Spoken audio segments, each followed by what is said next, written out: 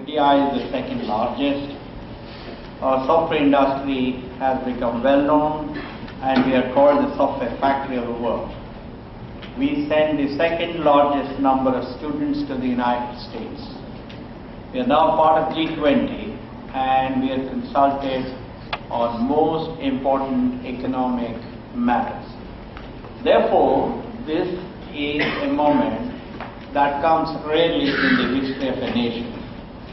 Yet, are we there where our founding fathers wanted us to be?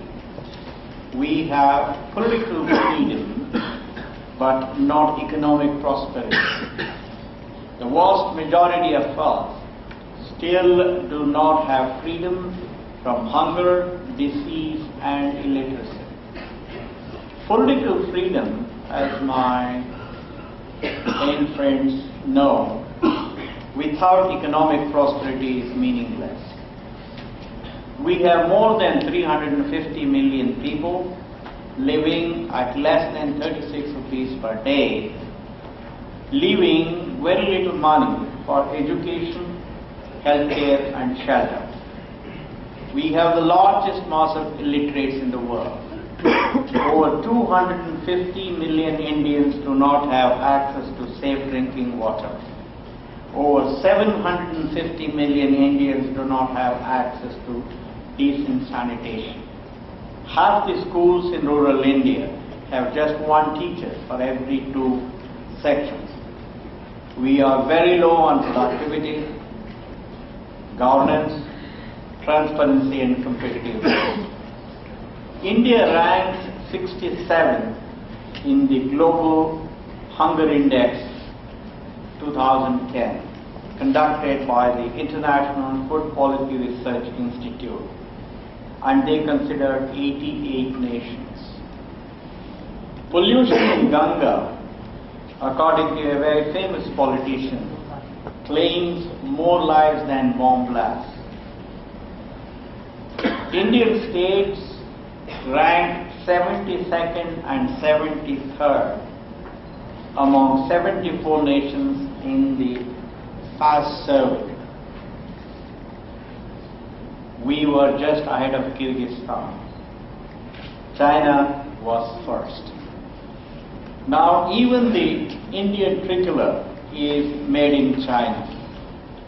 Chauvinism based on caste, religion, region, and language have become the norm from the one-time exception. Corruption has come to be accepted as the norm. The chasm between the haves and the have-nots has been increasing.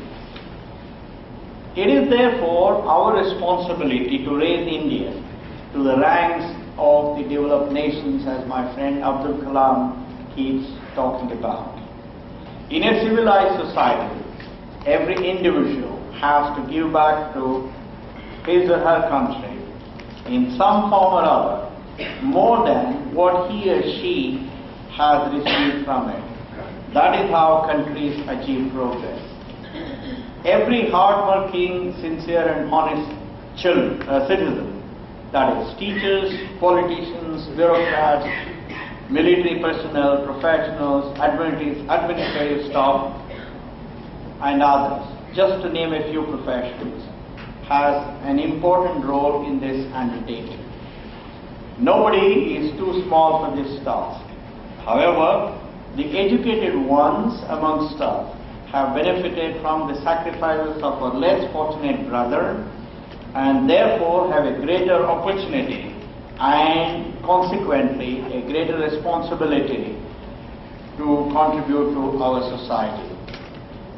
I recall the words of Eric Hoffer, who once said, and I quote him, "In a time of drastic change, it is the learners who inherit the future." Indeed, we live in a world where change is everywhere and constant learning is essential. Learning is all about opening up one's mind to accept new ideas, to evaluate them, and to use them for making progress. In a country where 20% of the youth is illiterate.